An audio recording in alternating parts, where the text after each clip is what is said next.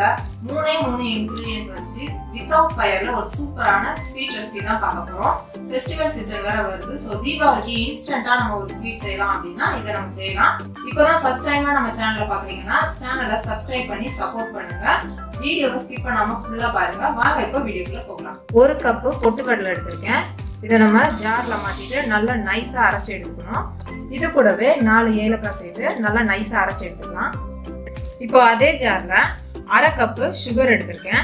இதையும் நம்ம நல்லா பவுடரை அரைச்சு எடுத்துக்கலாம். நான் 1 கப் எடுத்ததுனால 1/2 கப் சுகர் எடுத்திருக்கேன். ஸோ எவ்வளோ எடுக்கிறோமோ அதுக்கு பாதியாக சேர்த்துக்கணும். இப்போ பொட்டுக்கடலையே நல்லா நைஸாக அரைச்சாச்சு. அரைச்சிட்டு அதை நான் நல்லா ஜலிச்சு எடுத்து வச்சிருக்கேன். அதை வந்து நம்ம பவுலில் சேஞ்ச் பண்ணிக்கலாம். இப்போ அரைச்ச இந்த சுகரையும் அது கூட சேர்த்துடலாம். இப்போ இதில் 2 டீஸ்பூன் நெய்யை ஆட் பண்ணி கொஞ்சம் பசைஞ்சு விடுங்க. அப்புறமா மறுபடியும் கொஞ்சம் நெய்யை ஆட் பண்ணி பிசையணும். பாருங்க, இந்த அளவுக்கு வர வரைக்கும் நம்ம நெய் ஊற்றி இதை பசைஞ்சிக்கணும். பாருங்க, பிடிச்சா இப்படி இருக்கும். நீங்கள் இந்த ஸ்வீட்டை வந்து பயத்தம்பருப்பு இருக்கு இல்லையா, அதாவது பச்சை பயிறு, அதில் கூட நம்ம செய்யலாம். இப்போ இந்த ஸ்டேஜில் நான் வந்து பால் கொஞ்சம் எடுத்து வச்சிருக்கேன். கொஞ்சம் கொஞ்சமாக பால் சேர்த்து சப்பாத்தி மாவு பதத்துக்கு பசைஞ்சு எடுத்துக்கலாம். காய்ச்சின பால் தான் நான் சேர்க்கிறேன்.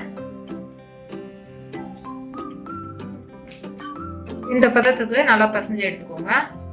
இப்போ இதை நம்ம பால் மாதிரி உருட்டணும். சின்ன சின்னதாக பால் உருட்டணும். இப்போ இதை நல்லா பால் மாதிரி நல்லா உருட்டி எடுத்துக்கலாம். இந்த மாதிரி எல்லாத்தையும் உருட்டி எடுத்துக்கோங்க.